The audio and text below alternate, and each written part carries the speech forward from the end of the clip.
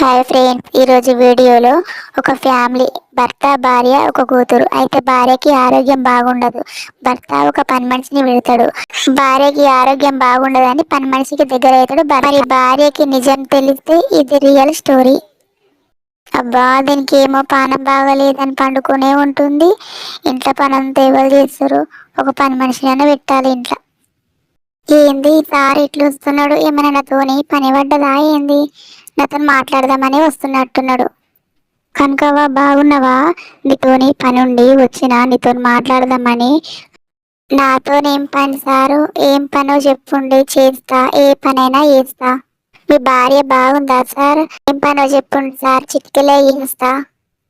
ఈమె మా చెల్లె బిడ్డ సార్, ఏం పని లేదు, మొగుడు తాగబోతుడు, జరదన పని ఉంటే చూడండి. ఏం పనైనా చేస్తుంది. నేను ఒక పని మనిషి కావాలని వచ్చిన. ఈ పిల్లని మా ఇంట్లో పని మనిషిలాగా పెట్టుకుంటా. అమ్మగారికి హెల్త్ బాగలేదు.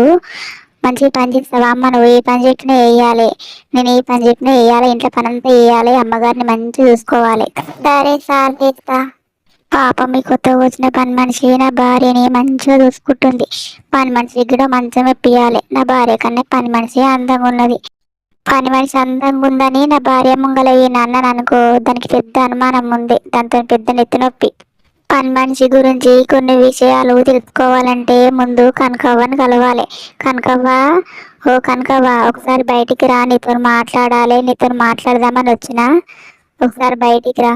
ఏంది సార్ గిట్ల వచ్చిండ్రు? మా చెల్లె బిడ్డే మీ ఇంట్లో పనికి పెట్టినా కదా, ఏమన్నా తప్పు చేసిందా ఏంది? ఏం లేదు, నాకు మీ చెల్లె బిడ్డే బాగా నచ్చింది. నా భార్యతో దూరం ఉండి చాలా రోజులైతుంది. మీ చెల్లె బిడ్డను నన్ను కలుపుతావేమో అని అడుగుదామని వచ్చిన. ఏమనుకోకు కనకవ్వ, ఒకసారి అడుగు.